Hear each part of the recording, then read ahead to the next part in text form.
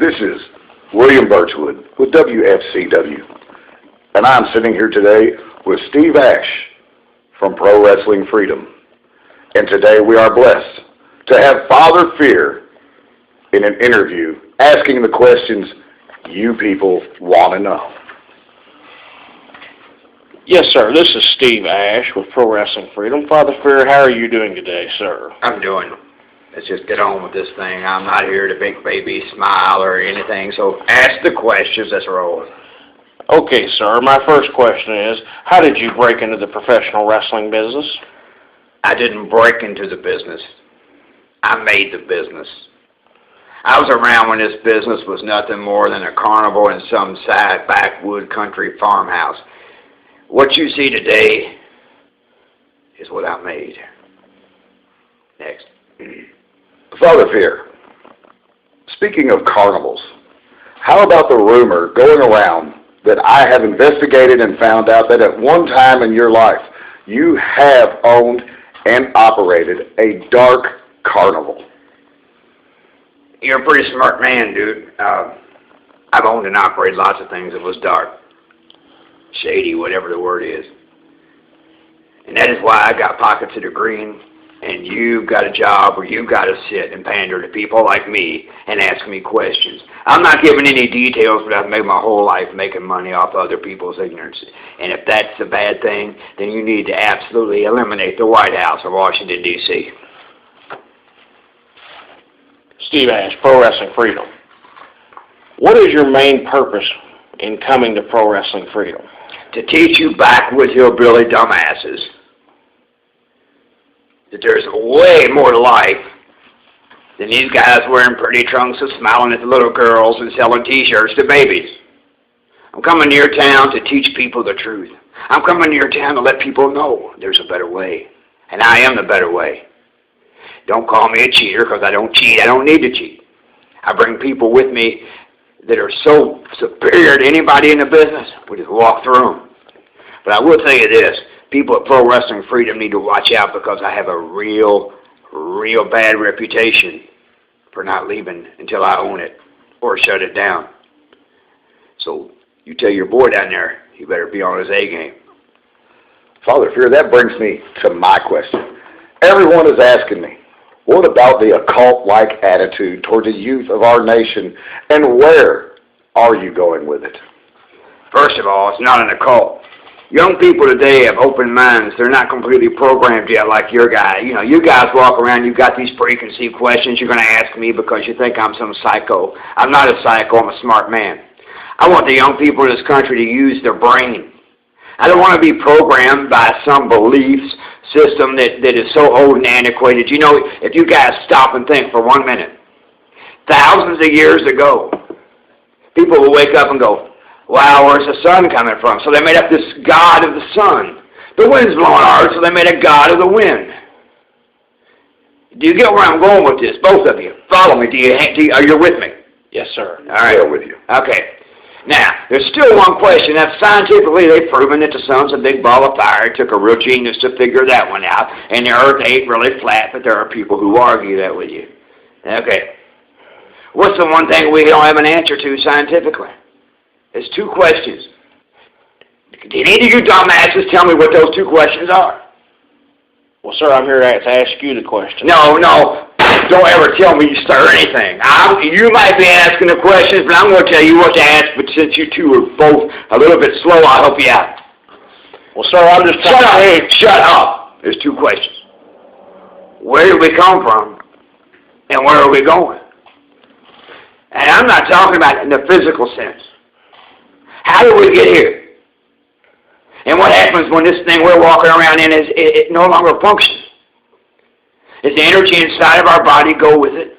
Do you sit in the ground and rot? Nobody can tell you that. But what I can tell you is the time that you're on this life and you're walking around in this shell, you can be many things. You can be a guy that watches life.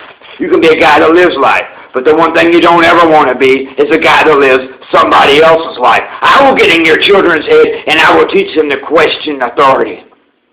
Authority is nothing more than what you guys create. I am my own authority. I do what I want to do. And that's just what I want to teach the children in this country. Stand up and be strong. You go to work every day like you're supposed to, but don't give your money away. Well, that brings me to my next question. You're going to cut me off? Is that where you're going with this? I have a simple I will question. give you one time. Where does father fear come from? That is a simple question, sir. That's not a simple question, but I'll give you a real simple answer. Father fear comes from wherever you want him to come from. You want father fear to come from hell? If I got it, I'll come at you from hell. You want me to come at you from heaven? I'll come at you from heaven. It don't matter where I come from, but I will come from wherever I need to come from to get my point across. You ignorant ass, I come from a vagina like everybody else in this world. You ask the most retarded questions. Well, Father, whoa, don't ever. You represent professional wrestling freedom? Yes, sir. The word freedom's in your name? Yes, sir. Well, I suggest you use your freedom. Go to a library, get a book, and read a book on how to conduct an interview and treat your guests with some respect. Don't ever cut me off and use your good prelude. If I have to correct you one more time, I'm going to slap your ass right out of that chair. Now let's carry on. Relax. Him bringing up the question, where does father fear come from? My next question is going to be, what is life like in Fearville? And why is there so much security around this compound? Oh, boy. You're really that slow. Here we go. Life around Fearville is exactly what you think it is. It's a party. It's a good time. It's love. Ha! Didn't think you'd hear that coming from me, did you? But it's love. In Fearville, we love. We love to hate. We love to generate mischievousness. Now, I'm not done. It's just your final one. I promise you, if you cut me off one more time, I'm going to slap that chick fear right off your face. So sit there and let me get done answering the question. The security around here is because, I'll give you an example. I have yet to work for the company this guy represents. And for those of you in radio land, it's this goon here from Professional Wrestling Freedom. I haven't even stepped foot in the ring yet. I haven't even been into their shithole state yet. You're going to censor that, I'm sure. And I'm already getting hate mail on my Facebook. People down there are actually afraid of me, dude. I haven't even done anything. But wait till I do, then I have something to worry about. So I have security because I'm a hated man. But I'm only hated by uneducated people. I'm only hated by people who live some fantasy land. People that know me love me. Ask any of them. Ask any of the young people that message me on a daily basis. And if that didn't answer your question, now you can ask another one. Speaking of the security here at Fairville, what are your views on the gun control issues plaguing the United States right now? Wow, you're going to ask me about gun control? What's that laying right there, brother? That appears to be a 9mm pistol. Absolutely. The only gun control is making me a little nervous. Well, the only gun control in this country needs to be, and I know it's an old thing, only gun control is, good aim. You know that old saying. What the hell is gun control? What are you going to do, take your gun away from me and give it to some psycho bastard to go shoot people up? Have you noticed that all these stupid shootings that go around by some half-cocked moron are done in gun-safe places? Well, it doesn't take a genius to figure this one out. If I want to go into a building and shoot up a lot of people, I'll be a crook. I'll take my guns into a place where I know law-abiding citizens can't carry one. This guy's taking a gun to a knife fight. Hell, I could walk in, there's a sign that says no guns allowed. The only gun control in this country is zero. Let me tell you what, I'm riding down the road and some ignorant bastard pulls up next to me and starts running his pie hole. Do I feel threatened?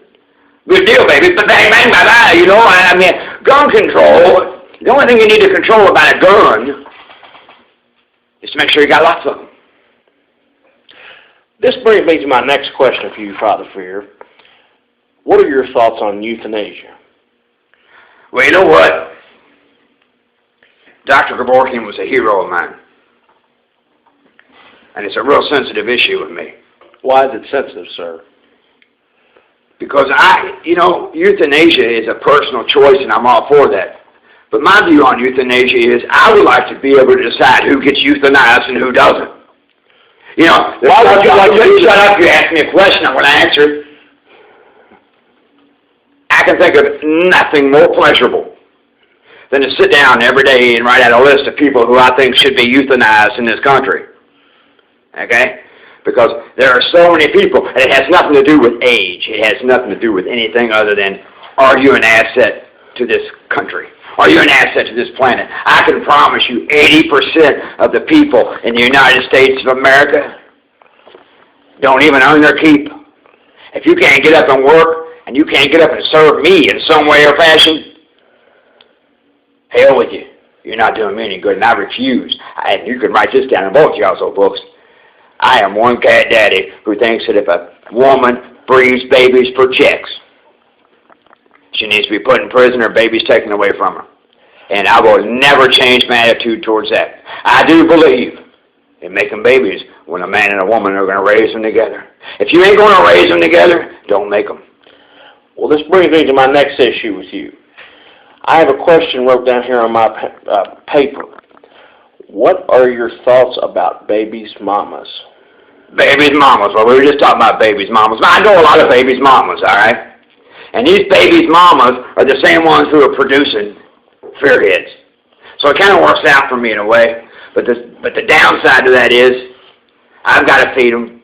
I've got to clothe them.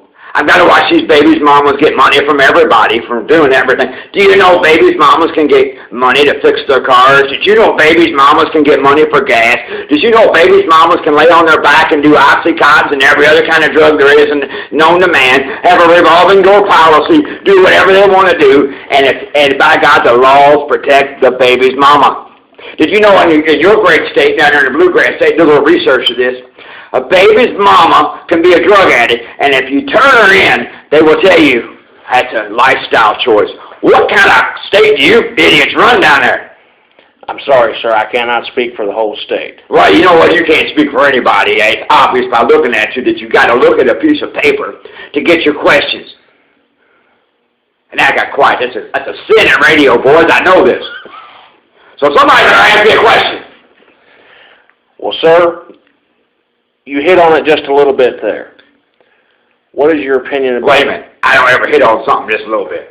All right? When I hit on something, it knows it's been hit on. Okay. What is your opinion about legalizing some drugs or all drugs? Are you in favor for it or are you against it? Please. First, okay, wait a minute. I don't know where you're trying to take me on this. You know, you've asked me a lot of questions about, you know, civil issues in this country. But my view on drugs, and you're going to look at me all half-cockeyed. You know, the Pepsi-Cola machines and the candy machines and things? Yes, sir. By God, put one on every corner. Any drug known to man costs you a nickel. Oh, hell, the government give you a little plastic card, stick that some bitch in there, let the drugs fall down in your hand. That's what we need to do with drugs. Because let me ask you, have you ever met a drug addict in your life that was ever anything more than a piece of shit? I have met some recovering drug addicts that have turned their life around. How many? That's what I thought. How many people died in this business because of drugs? Lots, you know it. Okay, it's not a big secret. Now I probably offended you. This is the way I look at this. If you give drug addicts drugs, you eliminate crime, because most of your crimes, idiot people who don't figure out shootings and you know, shootings in these urban areas, you know, they're not because people are just randomly killing people. It's drug related. It's money related. Give them all the drugs they want, they'll die.